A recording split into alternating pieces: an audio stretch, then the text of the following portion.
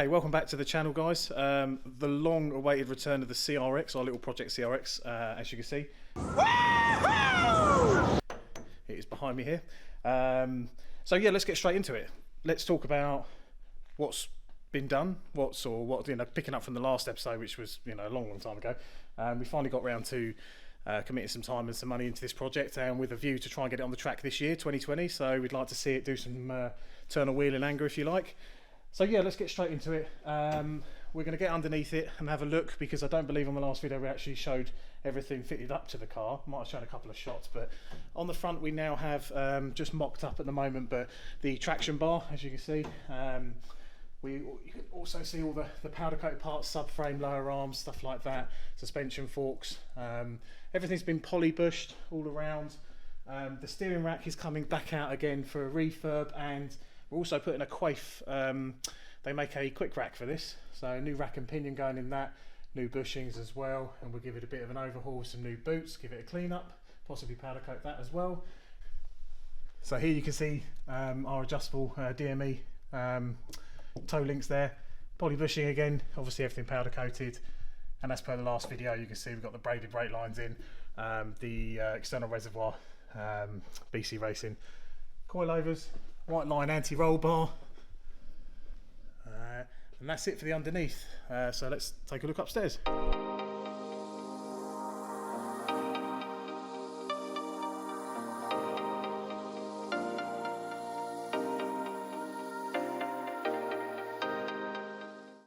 And here we have the front assembly from the outside. So as you can see, we've got our ARP longer wheel studs, the AP rebuilt calipers, skunk tooth adjustable arms, standard uprights, again the coilovers, and obviously brake lines and stuff in there as well. So yeah, this one almost ready to go, and again we've undersealed, cleaned up and undersealed all around as well. Still a little bit more to do there, but yeah, it's on its way. So the interior is now stripped, as you can see. We've got a fair bit to do still in here. But for the time being, it's basically a rear bolting cage that's going in the back of this vehicle. We will go full cage eventually, but the main focus of the project now is it was going to be a bit more road car based. So for now, we're basically having the half cage, keeping the front electric windows, but it will have Perspex rear 3 windows and the little upright as well on the boot. Part of the more racy kind of side of things, and something that we're very excited about as well, is the carbon fibre roof, which is quite rare on these cars. We had this made by someone over in Romania. So this is trial fitted, as you can see at the moment, but it's a good fit, really good fit. We need a little bit of trimming here and there, but yeah, we're very happy with the way that's turned out.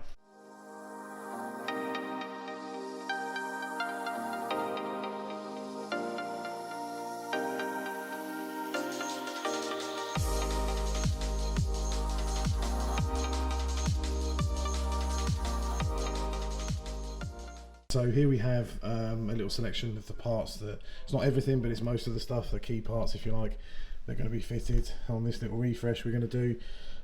So as you can obviously see here, our rated head studs, got an OE Honda head gasket, we have all chain related items, new bottom sprocket, seals, valve stem seals as well, both chains, all the guides, new tensioner, rest of the guides there, new water pump, baffle, sump baffle obviously, that's the drop-in type, got a brand new OE oil pump as well, and then a couple of other bits and pieces like rocker gaskets and magnetic bolts for sump on gearbox and engine.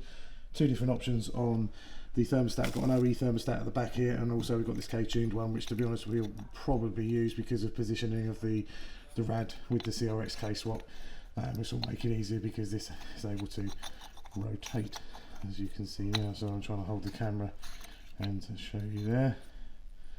So yeah, and this bit of clean up is set around a while, but we just swap the thermostat out for a replacement and clean everything up, and should be good to go. And idle air delete, little K-tuned kit for that as well. Right, so we're going to get going on this engine. Josh, our apprentice, is going to learn about some Honda love today.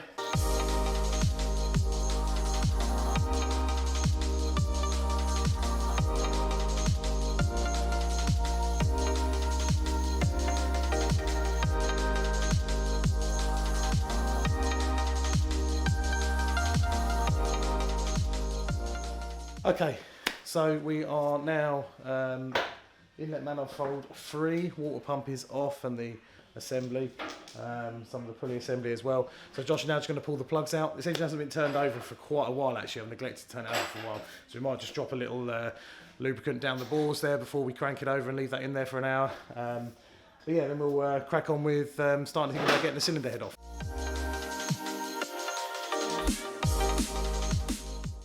Rocker covers off. First initial inspection of cams, etc. Usual wear marks. You see a little. This is nothing unusual in all fairness. Doesn't look to be any nasty. Well, we were not, to be honest, we're not expecting anything nasty because the car ran fine. This is purely just to safeguard it for future modifications and future use. That's the only reason we're really pulling it apart. We could have pretty much just dropped it straight in and run it, but it makes sense.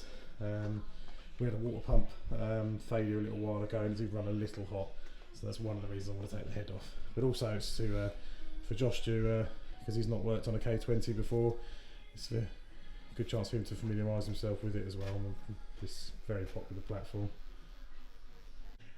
So let's get the big boy out for the crank bolt. The Honda specific tool. So now Josh is going to get the chain cover off.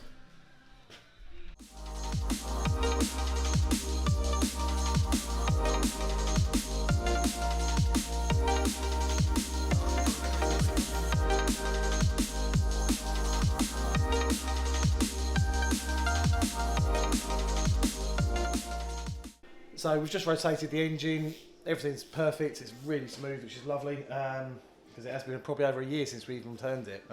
We did drop a little bit of D-block down the boards just to make sure and left it for a few minutes. So now Josh is going to get the chain off and the guides off, and then we'll be able to start thinking about disassembling the head and removing the head.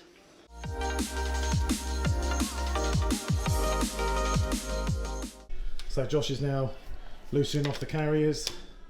And then we'll get the cams and the carriers out, and then start thinking about removing the cylinder head. We will come back to the lower end, oil pump, etc. Whilst the head is away. Shortly have this all removed. Okay, so the camshaft assembly is now out. We're about to loosen the head bolts on this. But yeah, no, we're quite happy with the condition. You can see that. There's a little wear on some of the followers, but nothing unusual, nothing that I haven't seen before 100 times with VTEC engines that have done a few miles. But there's no nasty scores or anything like that, so we're happy enough with that. Like I say, now we'll take the steps towards removing the cylinder head from the block.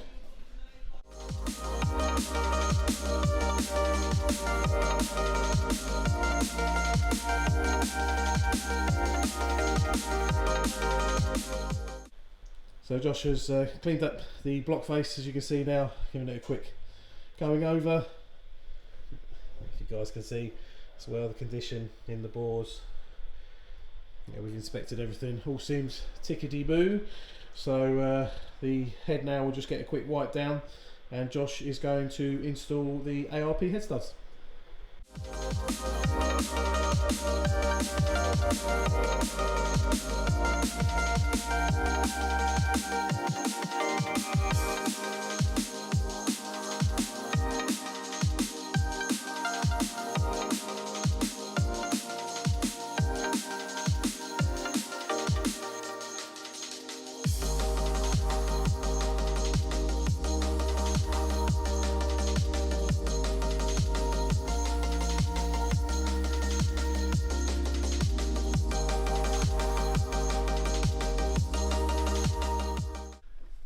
So the cylinder head has been rebuilt. Tommy laps half the valves in, and then Josh did the remaining valves because he was at college. So yeah, they've both had a side each. One side had the inlet, one side had the exhaust, and then Josh has rebuilt everything, as you can see here. We've let him do that for 2 reasons. One's practice, and 2, when it drops a valve, we can blame him.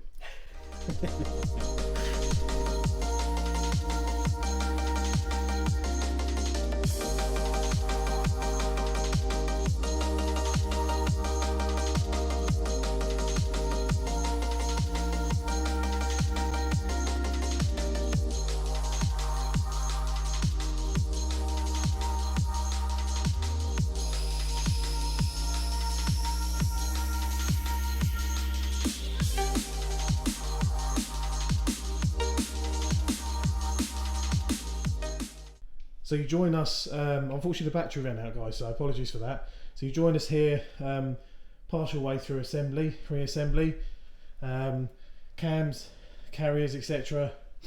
back in, new water pump in place, inlet manifold back on, and bracket assembly. We are just about to start the chain install.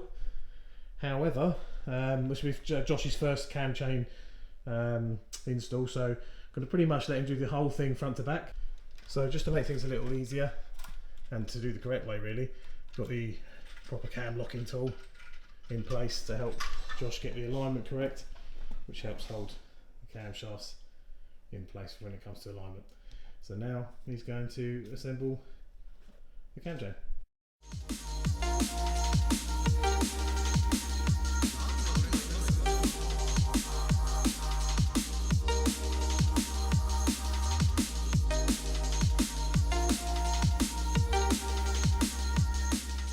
So we skip forward to chain cover back in place, pulleys on, wood rough keys in place but haven't tightened yet. Inlet manifold on, obviously. Come round to the back here. Just the rocker cover, this is going to get treated and cleaned and painted, and then we we put on all the like the VTEC solenoid valves and stuff like that. That's all on there. Cleaned them all out. Same with the chain tensioner access as well. That's all cleaned and resealed. Now what's nice is this is kind of what we're left with at the moment to get the engine pretty much built up, barring some incidentals. So we have the flywheel cover plate there, the cooling system, part of the thermostat housing. Obviously we're just trying to figure out what we're doing with the thermostat setups at the moment, but once we figure that out I shall put the video on this. Skipping to here, these are the RC440s. One of these is open already when I've checked it. Here we go, and you've got the obviously the pigtails to swap them on the loom as well. 440 just means that the injectors won't be as stressed. A lot of people run, if you're going to run like the RBC and skunk 2 manifold, bigger intakes and stuff like that, it's recommended just to keep them at a slightly lower level of stress. Now, what is this? That is a knock sensor. Let me tell you a little story about our knock sensor. Now, for the eagle-eyed amongst you, will see this has already been, should we say, excavated from the block. Sounds like a good word, makes it sound a bit more dramatic and YouTube-ish. But yeah, so Josh was tightening down this, and bless him, he checked the torque settings. He didn't rush into it, which are 31 Newton meters for a knock sensor on this particular engine. Got it to about 20-21, and then it continued to rotate. No! In hell! No! So anyway, after a bit of fiddling, as you can see, this was then removed. Turned out the inside of this sensor was what was rotating. You can see that there. So it was still attached essentially to the shaft area, but allowing this part to move freely. I think what's happened here is I got confused that this was put to one side for the engine, thinking it was an OE one, but it's clearly not. There's no Honda markings on it, part numbers, nothing. It's completely blank, so it's obviously a bit of crap anyway. Although it was new, I must have got confused, or I probably gave another one out to another customer, and this was sat in its place. So yeah, so that had to be removed. And now we've got a nice fresh one, we can torque that one down and hopefully not have the same issue. We've got the rack back already. Great job done by Shaft Tech to get that turned around quick for us. They fitted some new boots for us, cleaned all the body and everything up.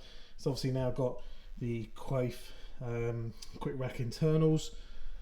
We managed to find a poly bush for mounting the rack, and also Tommy customised some bushings. So as you can see here, we have the poly bushes which were customised by Thomas to get these in here with these tabs as well.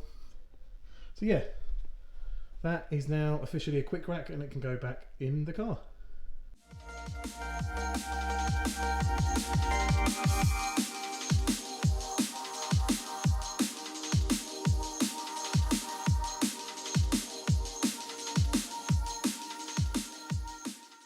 We hope you enjoyed that, guys. Please leave us a comment below. We do really appreciate everybody's feedback. It will help us decide what gets put on the channel and what doesn't, ultimately what people want to see more of. Please also leave us a like. Share with your friends. Please be my friend. And subscribe to our channel.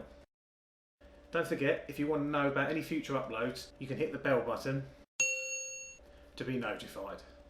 Thanks for watching.